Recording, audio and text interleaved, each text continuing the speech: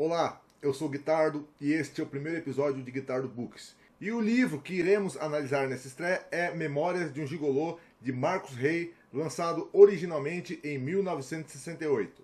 Marcus Rey, nascido em 1925 e falecido em 1999 em decorrência das complicações de uma cirurgia para tratar um câncer, foi um escritor reconhecido, renomado e que conseguiu viver de sua arte. Além disso, foi também roteirista de televisão, rádio e cinema e membro da Academia Paulista de Letras. Na adolescência, Rey sofreu com a hanseníase e, devido ao forte estigma da doença, foi denunciado por um vizinho enquanto estava numa partida de bilhar e foi internado à força num sanatório para tratar deste mal.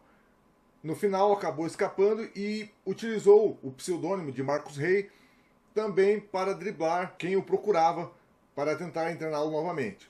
Marcus Rey escreveu cerca de 40 livros e, durante a década de 80, também fez muito sucesso escrevendo para a editora Ática pela série Vagalume, onde o best-seller O Mistério dos Cinco Estrelas foi um de seus muitos livros a vender milhões de cópias. Além disso, ele também ajudou a escrever capítulos de diversas novelas para diversas emissoras, inclusive para a Rede Globo, durante os anos 80, que adaptou o seu romance Memórias de um Gigolô. Esta obra foi traduzida para diversos países e recebeu duas adaptações audiovisuais. A primeira, em 1970, para o cinema, e a segunda, uma adaptação em 1986, pela Rede Globo, tendo nos papéis principais os atores Lauro Corona, no papel de Mariano, Bruna Lombardi, no papel de Lu, e Neila Torraca no papel de Esmeraldo. Memórias de um Gigolô é a primeira obra de Marcus Rey que eu leio que não tem a ver com a sua produção infanto-juvenil, como os livros já citados da série Vagalume. Não foi um livro adulto, como Memórias de um Gigolô, o mais vendido de sua carreira, e sim um infanto-juvenil, justamente O Mistério dos Cinco Estrelas. No entanto, eu conhecia a fama desta obra muito antes de conhecer a obra em si. Óbvio que o fato deste livro ter recebido adaptação no cinema e na televisão ajudou nesta popularização e neste conhecimento, porque é um título que você sempre ouve falar, né? Memórias de um Gigolô. E finalmente eu resolvi encarar esta obra. E agora vai aqui a minha análise e já aviso desde agora que terá muitos spoilers, né? Então, se você tem interesse em ler esse livro e não quer tomar spoilers, eu só não darei spoiler do final do livro, né? Mas para fazer uma análise coerente, eu vou ter que dar alguns spoilers e fazer algumas reflexões em cima desses spoilers. Devo dizer que eu já conhecia a obra de Marcus Rey apenas pelos seus livros juvenis. Nunca tinha lido uma obra adulta dele, né? E lá, mesmo na série Vagalume, eu percebi que sua escrita era bastante instigante e que você devorava facilmente várias páginas em grandes sucessos, como o já mencionado O Mistério dos Cinco Estrelas, Um Cadáver Ouve Rádio e O Rapto do Garoto de Ouro, entre outros suspenses infanto-juvenis que ele lançou por essa série.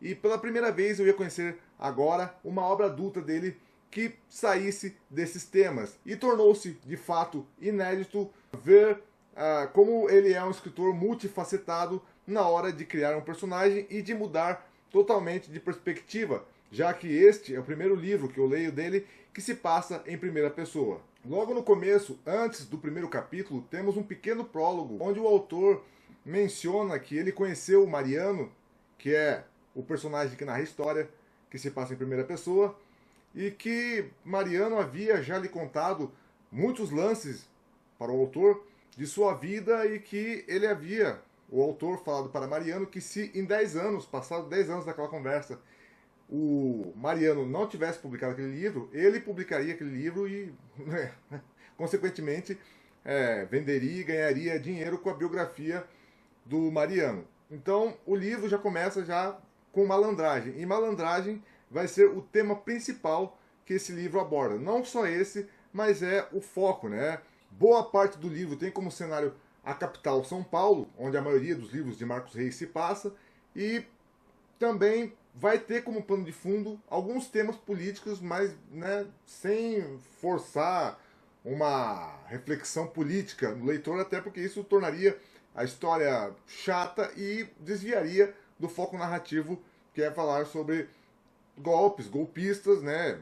Esse seria na verdade, o cerne do livro, embora não seja só esse, farei uma análise mais profunda daqui a pouco, mas estou dando esta breve introdução. Então, a primeira malandragem aqui já seria o autor passando a perna nesse tal de Mariano, que se achava, né, o esperto que dava todos os golpes, e inclusive Marcos Rey diz que vai tentar emular a forma do Mariano ser para narrar essa história em primeira pessoa. Então a primeira malandragem seria do autor. E aí a gente não sabe se isso de fato é verídico, né, é biográfico, né, teria que ver alguma entrevista que ele deu para algum veículo, que provavelmente, como esse livro fez muito sucesso, alguém deve ter na imprensa perguntado isso para ele, ou se ele colocou isso no livro já para dar o tom, né, do que viria a seguir. A história, na verdade, mesmo sendo ficcional, é a autobiografia de Mariano. Tanto é que, ao longo da leitura, nós percebemos que vários anos se passam entre tudo que ele conta, e inclusive certas passagens, certos acontecimentos, né? Marcos Rey é tão bom em fazer isso que você fica impressionado como os anos passaram. E ele utiliza-se, né, de vários cenários de São Paulo e do próprio cenário político da época, dos anos 30, né, e também o panorama cultural, né, e de costumes daquela época, e depois dos anos 40, 50, porque, como eu falei, a história vai atravessar várias décadas, né, e nós vamos acompanhar Mariano em primeira pessoa, narrando as suas impressões, ou seja, né, é sempre aquele narrador que vai dar o seu ponto de vista, e ele chega até a dialogar com o leitor de uma forma engraçada, debochada, né. Existem bastante momentos de ironia ali, né? E que certas piadas surgem até de forma espontânea, embora esse não seja um livro de comédia. Então, o início de Mariano é com uma tia dele que é cartomante, que o adotou, que ficou com ele, pois a mãe dele morreu quando ele era muito novo. E a gente tem um breve período, né, que ele vai descrevendo, né, já desde pequeno, né, o mundo em que ele está inserido, né, como se Marcos Rey quisesse aí nos mostrar que o meio forma o homem, né, a forma como ele é educado, entre aspas, aqui, né, e depois a gente vai ver que muda essa dinâmica quando ele vai virar jovem e quando a tia dele morre, mas que o meio molda o caráter do homem. Parece que é essa também uma das mensagens que o livro quer passar, e por isso que o livro todo vai estar mencionando vários golpes, né, e tentativas, às vezes fracassadas, e momentos aí que acabam sendo hilários, porque o protagonista acaba, né, se dando mal, né, e por mais que você esteja ansioso para saber como ele vai sair de mais uma enrascada, né, em algum momento baixo da história, você acaba, né, mesmo que esteja torcendo pelo protagonista, acaba tendo uma vontade de rir ali. Mas a tia dele, então, era uma cartomante que ganhava dinheiro, fazendo profecias sobre os amores que as pessoas iam encontrar, como a vida delas iria mudar e tal. E aí você, na forma como o Mariano próprio narra, você já tem a impressão que essa tia dele também já era meio trambiqueira, o que vai ajudar ele também nos seus trambiques futuros, apesar de que fica também uma impressão de que algumas coisas ela acertava, né? E não fica muito claro se ela acertava o que ela lia nas cartas por uma cagada, assim, ou se realmente ela chutava e aquilo realmente acontecia para a pessoa que voltava lá e virava cliente dela, né? E ele vai mencionar ainda que o negócio dela, apesar de ela querer divulgar bastante, ele, né, ir colando lá os cartõezinhos da tia dele e tal, tal nível de divulgação atraía muita atenção da polícia, né, já demonstrando o caráter meio subversivo da profissão dela ali, né, desses golpes aí, dessas artimanhas dela. E o momento mais dramático é quando a tia dele acaba por morrer, e aí várias pessoas, vizinhos ali, querem adotá-lo para torná-lo meio que um escravo ali que vai fazer o que os adultos querem, né? E a sorte dele é que uma cliente da tia dele, uma Madame Yara, que na verdade é dona de um cabaré, vamos dizer assim, acaba entregando durante o velório lá um cartão para ele e diz para que ele vá se encontrar nessa casa com ela mais tarde, né? Mas, neste imbróglio, ele acho que ele, se eu não me engano, ele acaba dormindo na casa do farmacêutico e os vizinhos estão discutindo quem que vai ficar com o garoto, porque eles querem, né, o garoto a tapa para ver quem vai conseguir explorar a força jovem dele. E a grande revolução na vida dele após a morte dessa tia se dá quando ele consegue escapar desses adultos, né, e perguntando para desconhecidos na rua, ele tenta descobrir qual é o endereço, né, que aquela Madame Yara deixou para ele, que era o endereço do cabaré que ela cafetinava ali, né? Que ela agenciava, né? As garotas de programa ali. É um grande casarão lá, e lembrando sempre, né, que isso tudo se passa na década de 30, nesses primeiros anos ali, né, da juventude de Mariano, né, que ele vai descrevendo todos esses acontecimentos. Lá, quando ele consegue chegar lá, ele descobre então, né, as meretrizes e a Madame Yara, né, vestem ele com boas roupas, dão banho. E esse vai ser o seu novo lar, onde ele vai ser educado. E a primeira profissão que ele tem ali, né, meio ganhando dinheiro das meretrizes para fazer isso, é escrevendo cartas para parentes distantes e tal. E vai tendo esse meio de vida. Enquanto ele ainda está lá, a Madame Yara o escala para ser escoteiro, uma coisa que ele não tinha a menor vocação, né, mas a Madame Yara tinha medo, né, que ele se perdesse na vida e que virasse, sei lá, né, um Zé Ninguém, e sempre perguntava o que queria ser no futuro, então fez, né, tentou colocar ele para ser escoteiro e tal, mas aí acaba não dando certo, ele sai fora.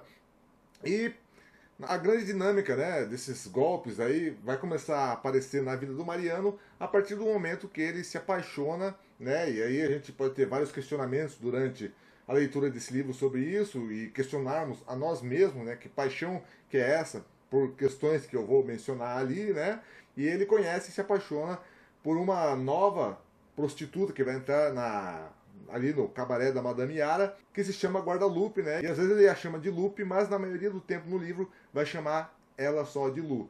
E ele já fica totalmente, né, embasbacado por ela, tenta arrumar o quarto dela da melhor forma, até que ele descobre que na verdade ela já está junto de um cafetão, né, que se chama Esmeraldo, né, um homem mais velho que ela, mais velho que ele.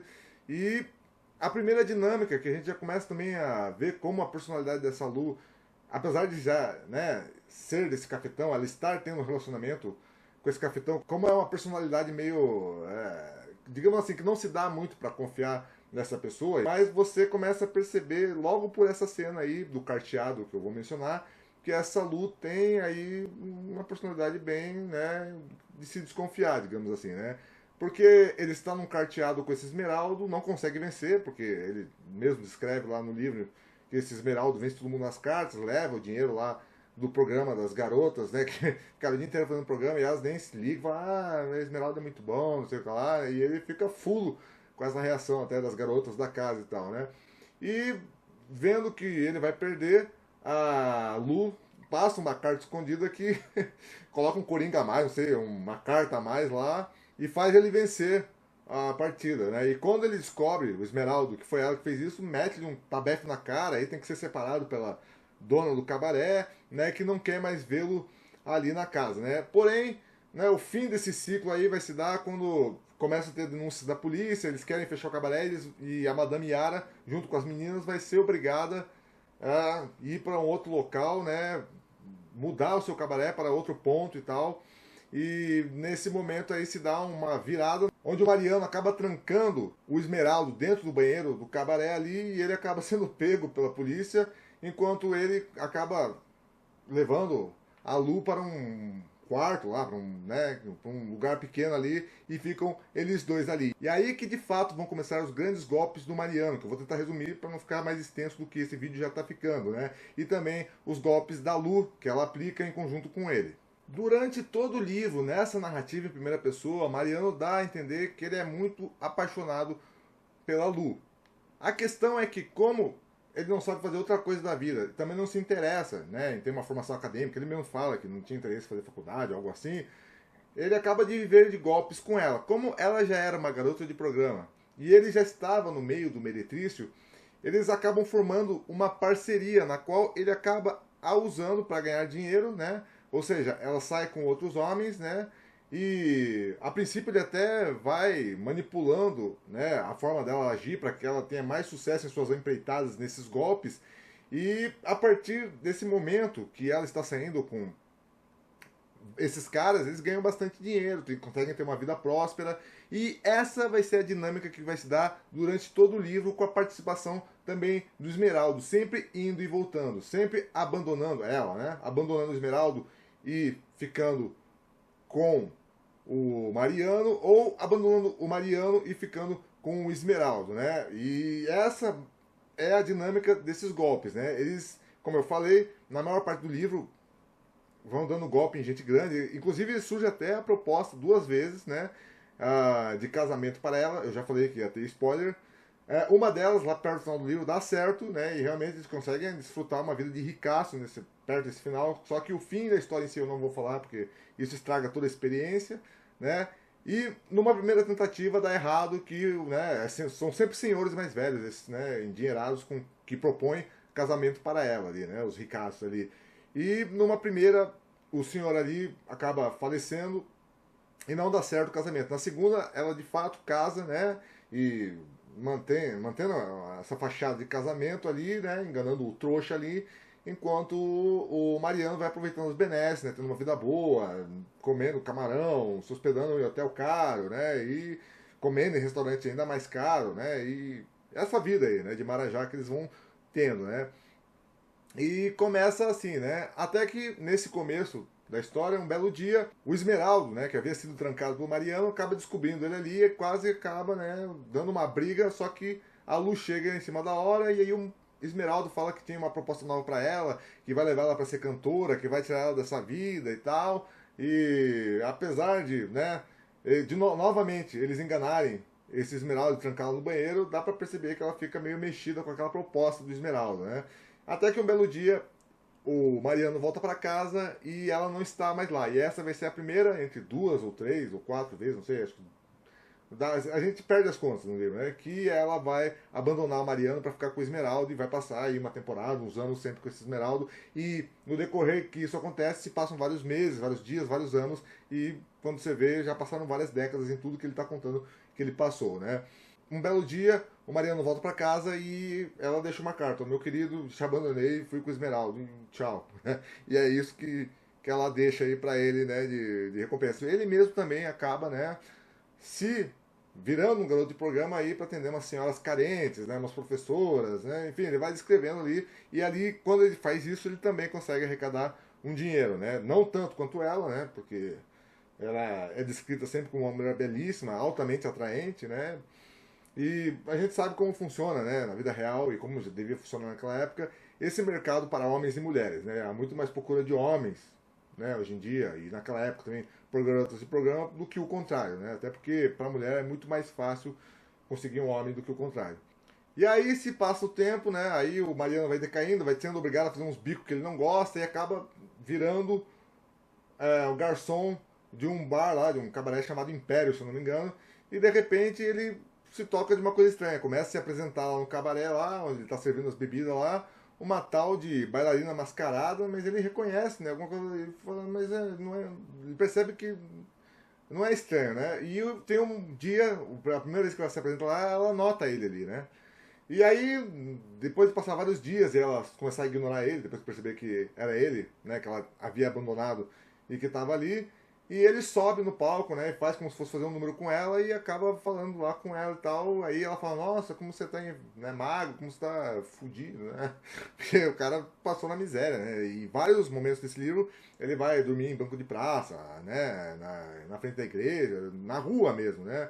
Vira um mendigo, vários momentos ali ele passa por dificuldades financeiras gravíssimas, né? Que depois tudo muda quando ela volta para ele, né? E aí começa a explorar, né, ricaços em clubes, né? Aí começa a ter uma vida boa, 3 ou 4 caras se apaixonam por ela ao mesmo tempo, né? Inclusive lá um cara que é retardado mental e tem um cara que nem consegue, né, ir às vias de fato com ela, acaba sendo só usado, né? E eles vão tirando dinheiro do cara e fazendo passeios e aproveitando do bom e do melhor nesses momentos. Mas como sempre, daí tem um momento que acontece alguma coisa, o Mariano reaparece, né?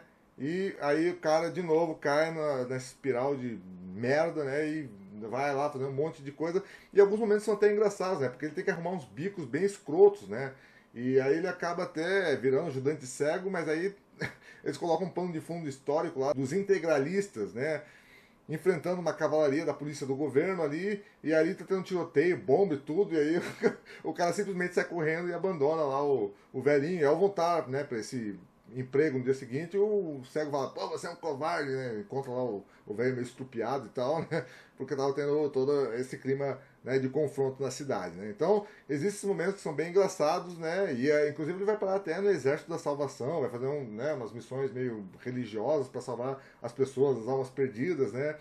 E então é sempre essa dinâmica que acontece na história, né? É o Esmeraldo com a Lu, que eles têm uma vida boa quando estão juntos, né? Que ele tá explorando ela e tal, no sentido de, né? Ela tá saindo com vários caras endinheirados, né? Inclusive casando ou tentando casar com alguns, e aí a vida fica boa pros dois. Mas aí quando ela sai e ele tem que se virar sozinho, né? Mesmo que ele faça um mexer, os programas, ele acaba indo parar lá nos bicos muito ruins, né? Ele não quer mais voltar, por exemplo, em certo momento, a ser garçom e vai vender lá umas bugigangas, umas porcarias lá, mas sempre nunca tem aquele dinheiro, aí tem que morar em pensão, em quartinho apertado, né? Enquanto com ela morava em apartamentos luxuosos. Então essa dinâmica sempre acontece na história, basicamente. Né? Então Mariano, quando vai pra merda ali, o dinheiro, né, escasseia, ele vira um mendigo lá e só aí você vai vendo as trapalhadas e até os momentos mais engraçados se dão justamente nessa parte que ele tá na pior ali, né? E fica aquela questão, né, que é aquilo que eu falei do questionamento antes, né? Pô, mas o cara amava tanto essa mulher, mas ele amava ela mesmo, assim, porque ele descreve, né, a beleza dela e tal, que ele foi encantado e tudo, ou ele amava porque quando ele estava com ela, ele tinha as benesses, né, do que os programas que ela fazia proporcionavam para os dois, né? Eu acredito, sendo homem e hétero, que eram as duas coisas. Né? Ele tinha uma vida boa porque ela se aproveitava, né, dos programas que ela fazia, mas ao mesmo tempo ele queria estar com ela. Tanto que ele fica, né, meio angustiado quando ele está sem ela. Assim. Apesar de não mencionar muito o nome dela nas partes em que ela não aparece, ele, de vez em quando ele dá uma mencionada e fica assim. Né? Deixa eu deixar aqui uma última reflexão que esse livro me deixou. E aí eu não sei se essa reflexão foi proporcionada porque isso está em algum nível, de alguma subcamada, de algum subtexto que de fato está ali, né? Ou se isso é para o leitor interpretar, ou se eu estou extrapolando aqui, né, na minha interpretação, e juntando experiência pessoal com impressões pessoais do que já me ocorreu, mas fica também a impressão, em algum momento poderia de fato o Mariano criar alguma conexão com outra mulher, mas ele não cria, né? O que ele tem com as outras mulheres é essa relação em que ele acaba sendo, né, o putinho delas lá também, né, se faz de namorado para algumas, ajuda umas a montar uma loja e tal, mas ele também acaba ficando com dinheiro ali, né? As mulheres dão dinheiro para ele. Então, essas outras conexões não são também conexões verdadeiras, né? Não que eu esteja dizendo que a conexão que ele tem com a Lu seja 100% verdadeira no sentido de que, né, ela acaba indo depois pro Esmeralda e depois ela volta para esse Mariano, né? E depois ele até o Mariano acaba se surpreendendo numa dessas voltas porque ele a encontra morando num apartamento que ele havia morado numa época e aí eles têm um reencontro e ela acaba voltando para ele, né? Então, fica esse pensamento, né? Quando ela se afasta, né? Quando a gente já fica esperando o momento que eles estão juntos, a hora que ela vai sair fora, principalmente depois da primeira vez ou da segunda, que ela já saiu fora para ficar com outro cafetão. Então a gente já fica pensando, né? Qual vai ser o próximo momento que essa mulher vai abandonar ele e ele vai de novo recair na vala da falta de grana, assim, né? Quando que ele vai ficar duro de novo, sem grana, tendo que passar por perrengues ali, situações, né, meio constrangedoras e vexatórias, né, periclitantes. E fica aquele pensamento, né, pra mim, sendo hétero, que muitas mulheres aí que a gente faz uma conexão e que acabam sendo marcantes porque a gente teve um grande período de tempo. Por que nesses períodos que ele estava, né, na baixa ali, né, por que ele não conseguiu se conectar genuinamente, né, com muitas aspas, assim como ele se conectou com essa Lu, porque ele não conseguiu se conectar assim com outra e fica aquela ideia, né, que quando a gente, nós homens, né, que temos que conquistar uma mulher, temos que fazer toda aquela merda, né, pra, enfim, conseguir ficar com uma mulher e tal, embora aqui o contexto seja totalmente diferente, né, do que o de um casal comum, né, por que que, né, aí, vamos supor, né, tem um rompimento, né, e é tão difícil, né, o cara superar, e aquilo vira uma obsessão, né, e você fica pensando naquela mulher e não para de pensar, e não sei se o livro propõe mesmo essa reflexão, que alguns homens, né, ou que os homens ficam tão obcecados com alguma mulher, que mesmo que não dê certo, depois de um tempo ele tem que ir atrás da mesma mulher para ver se vai conseguir criar essa conexão, em vez de tentar esquecer, né, foda-se, dane-se, dar um bico naquilo e recomeçar, né, com uma outra mulher, né. Ela podia sempre voltar para Mariano, porque na verdade a mulher ela pode sempre voltar para quantos homens ela quiser, né, porque ainda mais uma mulher atraente, né. Se bem que esse negócio do que é atraente, do que é beleza é muito relativo, mas no geral, né, as mulheres têm muito mais opções, né, porque geralmente tem 4, 5, 6, 10 caras interessados nela, né? Então, elas escolhem e a gente é escolhido, né? É uma dinâmica um pouco cruel pro homem, na verdade, isso aí. Essa foi a reflexão que eu fiz. Então, antes de eu dar a nota para Memórias de um Gigolô, vou ler aqui um momento marcante. Esse livro tem várias passagens marcantes, porém, uma coisa que eu achei interessante, num desses momentos que a Lu havia abandonado ele de novo para ficar com o Esmeraldo, aí ele ficou fazendo uns bicos e acabou, num dos cabarés, virando uma espécie de crooner. Só que ele tinha que ficar cantando música politizada, falando de trabalho, enaltecendo trabalho e lá e tal. Um dia apareceu um empresário que falou que achava muito bom o talento dele e tal, e dá um cartão para ele. Depois ele acaba, né, muda o governo, aí ele tem que mudar o repertório, ele não dá certo, e aí acaba, né, tomando um bico e sai, né, dessa profissão aí que ele estava tendo como cantor aí de cabaré. Depois de tomar esse pé na bunda, ele acaba indo procurar, né, lembra do cartão desse empresário que foi no cabaré e gostou da música dele e vai procurá-lo. E em determinado momento da conversa, a gente tem um diálogo que representa a época. Na verdade, o que esse cara queria, né? Ele vai pedir emprego para esse Laércio, né? A proposta que ele quer mesmo, ele quer contratar o cara não para ele trabalhar, mas para ele ficar vigiando os outros, para ser um dedo duro, para ver quem é que quer fazer greve, quem é que quer paralisar, né? As coisas nas fábricas, porque nele, na visão de empresário, isso faz ele perder dinheiro para já demitir esse pessoal e tal e evitar futuras greves, né? Enfim, ele quer alguém para entregar aos outros, né? De bandeja.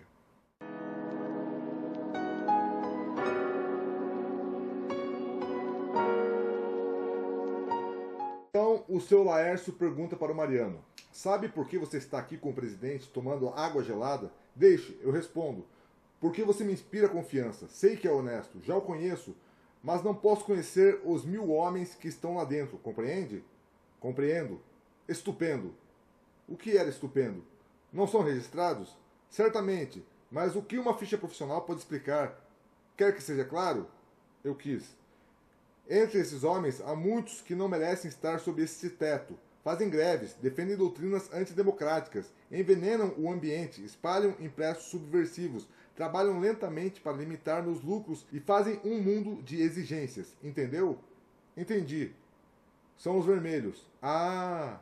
Era gente perigosa, na aparência iguais aos outros, mas alguns apenas bastavam para sabotar a produção de uma fábrica. O problema consistia em identificá-los, o que apenas um deles poderia fazer. Eu teria que conviver com eles, ganhar a confiança, beber junto nos bares, visitá-los em suas casas, puxar assuntos políticos, sondar suas ideias e, se necessário, pertencer aos seus movimentos.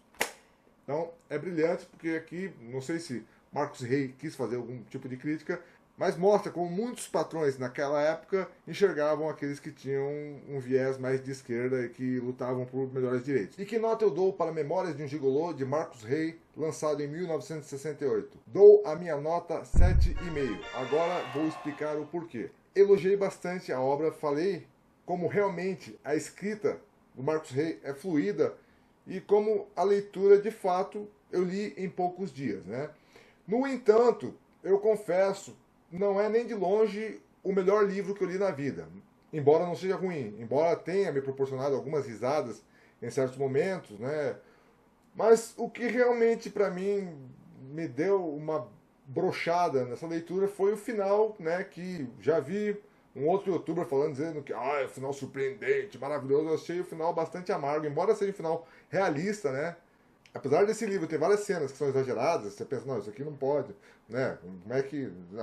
talvez o protagonista esteja mentindo nesse trecho aqui, né? Talvez esteja ficando louco e tal. Esse final ele tem um quê realista ali, né? Uma coisa meio sofrida ali, que mostra um outro Marcos Rey, né? Que não é aquele Marcos Rey do suspense investigativo, que vai abordar outros temas, né? É uma leitura mais adulta, apesar dos momentos de comicidade, e a escrita dele é muito boa, né? Inclusive, algumas palavras ali que ele usa 2 ou 3 vezes ali, eu tive que recorrer a um dicionário porque o livro tem, assim, apesar de ser bastante acessível, uma certa erudição em alguns momentos. Valeu, galera? Então é isso aí. Deixa a opinião de vocês. Me digam se vocês gostam desse livro, desta obra, se vocês já leram ou se viram a série ou o filme. E estamos juntos. Inscreva-se no canal.